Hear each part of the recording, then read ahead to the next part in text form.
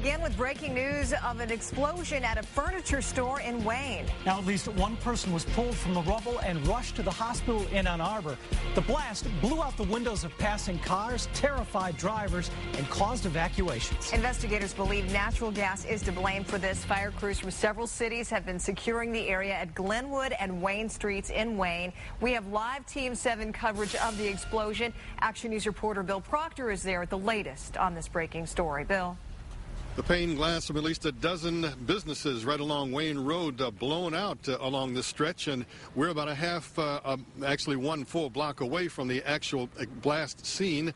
The furniture store down there at Glenwood, the complete roof has collapsed, and yes, they did manage to get inside and rescue the one person that was in the building. A lot of fear early on that more than one person was on the inside. Apparently a search has not turned up any more victims. A number of people in their businesses this morning heard that shattering glass. Fortunately, no one close enough to get hurt. But most certainly on the street there were some people. There's a traffic signal just north of the furniture store. And Tiffany Green was actually there in, I guess, your company vehicle at the time. And just seconds before that, you had stopped at the light. Actually, I was on my way going through the light. I was here on Wayne Road going south, right seconds from the explosion. You were behind the wheel. What did it feel like, and what did you see? It felt like an earthquake, but I seen the big explosion. Actually, I heard it, and then it was a cloud of fire, then followed behind that smoke. There was a vehicle that was in front of the furniture place that went several feet up in the air and sped out in the middle of Glenwood. The windows in that vehicle had blew out, and the vehicle was pretty damaged bad. And there was someone inside? Yes, it was. Did you see if that person was injured? I actually have heard. I didn't actually see the person myself. Tiffany, thanks so much. There was, in fact, a number of people in this area. Apparently, there are houses that have broken windows just off the blocks, both east and west of Wayne Road here. One woman who told me this morning that she lives about a mile away, well, she knows exactly where she was when the blast took place around 9 o'clock.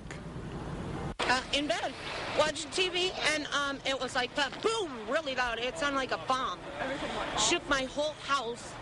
I was looking at windows to see if they were cracking, and the power went off. Come back on about 2-3 minutes later, and we didn't know what happened. Everybody ran outside, and we were, whoa, looking up at the sky for smoke or anything. We couldn't see anything. And then later on, I'm watching the news, and they said that the furniture store blew up in Westland, Frank's Furniture Store. So we run down here to see.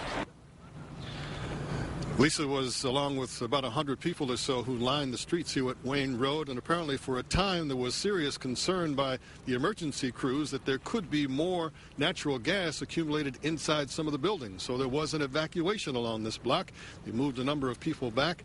The natural gas testing crews came in to make sure they couldn't find any more, and apparently they did in fact clear things. It's been fairly stable here for a number of hours now, but the investigation's still underway.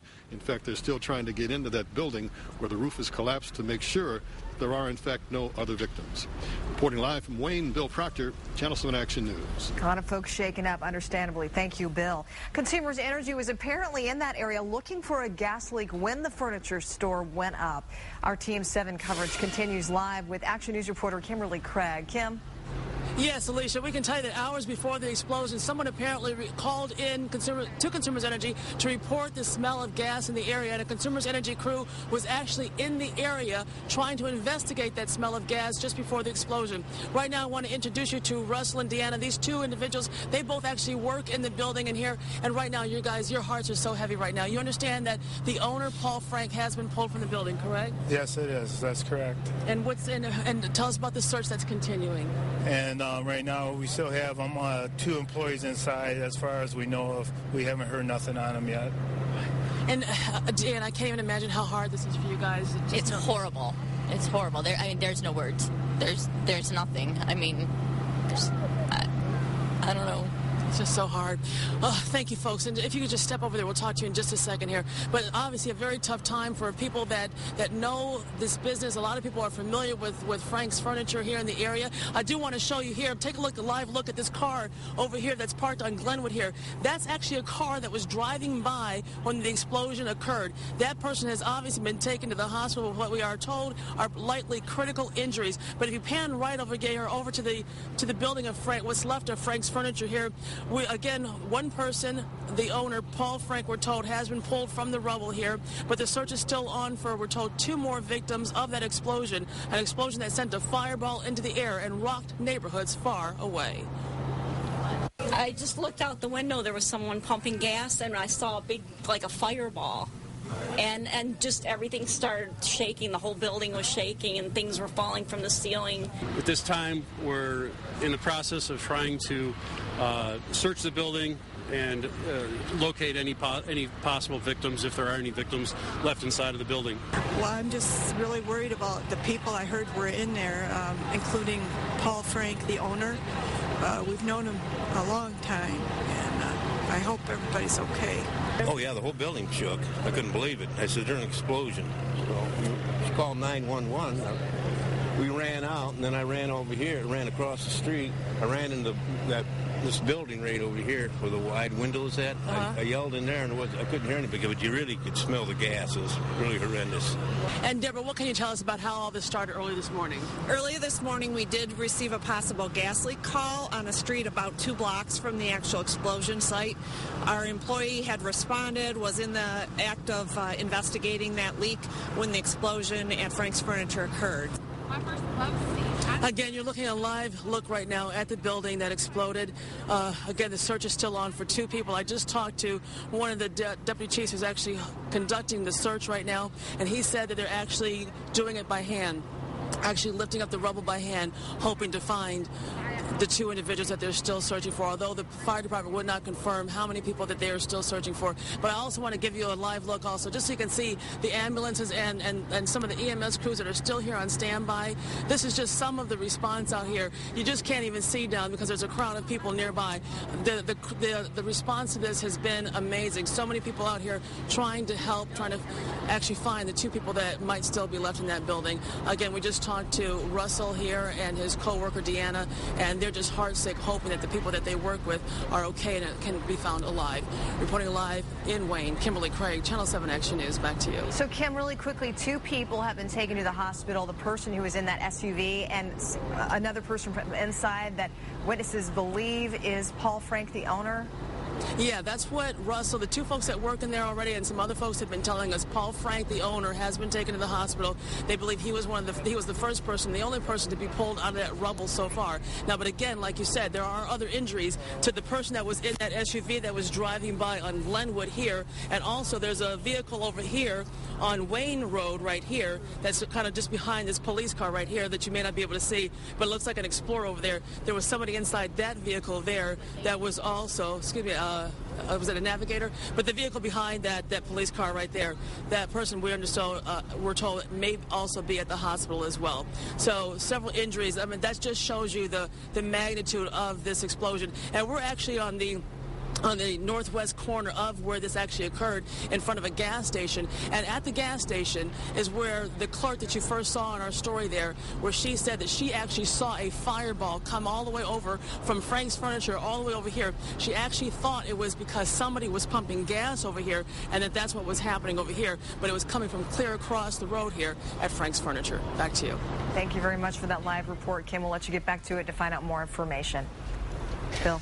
Well, of course, this explosion was just massive. It shook houses and rattled windows for miles. Some neighbors say it felt like a bomb going off. Action News reporter Smita Kaloki has the story.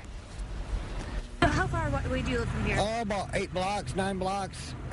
We were sitting there. I thought one of the kids fell upstairs, and our furnace shut down, our microwave shut down, the house shook.